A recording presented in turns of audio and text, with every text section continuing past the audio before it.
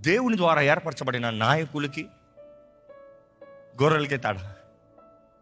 నాయకుడికి ఎవడు తొయ్యని చెప్పడం, ఈడ్చుకుని పో, లాక్కుని పో, మోసుకుని పో, పద పద పద పద.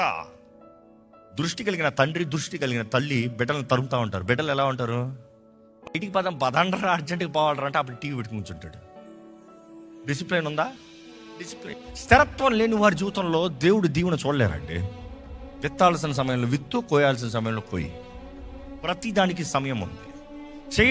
చేయాల్సిన సమయంలో చేయాల్సిన రీతిగా చేయి. ఈరోజు ఒక వ్యక్తికి విలువ కావాలంటే ఆ వ్యక్తిలో స్థిరత్వం ఉండాలి. మాట అంటే మాట, చేసే విధానం. ఈరోజు ఎంతోమందికి క్రమం లేదు, జీవితంలో ఒక క్రమశిక్షణ లేదు. దేవా నాకు పలానా చేసేయి.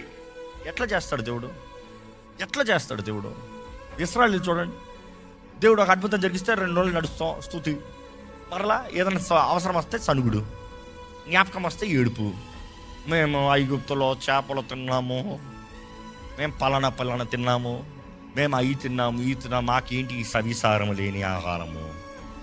దేవుడు చేసిన దాన్నేమో నీచంగా ఎంచుతాము, దేవుడిచ్చిన దీవెనలేమో నీచంగా ఎంచుతాము, లోకంలో చెత్తేమో అమూల్యంగా కనబడతాము. ఇంకో ఈరోజు చాలామంది never satisfied with God's work. దేవుడిచ్చే దాంట్లో కొన్నిసార్లు you are just in the process. కొన్నిసార్లు జీవితంలో జస్ట్ ప్రయాణంలో ఉన్నాం. ఓర్చుకో, ఉంది, అన్నిటికీ సమయం ఉంది, ఉండు.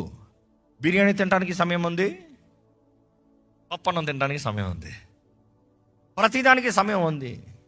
కొంతమంది చూడ పుట్టినరోజులు వచ్చినప్పుడు అందరికి బిర్యానీ పెడతా అంటే నేను బిర్యానీ తిన్నాను, పప్పు ఉందా? అప్పుడు ఎంత డిసిప్లిన్. ఒట్టి రసం ఉందా? నుండి దీని గురించి మాట్లాడితే బాగా అర్థమవుతుంది. విత్తనం గురించి, నేల గురించి, నేల రంగుల గురించి, ఎర్ర నేల, మన నల్ల నేల, మట్టి గురించి మాట్లాడుకుంటాం అంటే అర్థమవుతుందా? ఈ తరానికి ఏంది అదంతా మట్టే అంటాడు.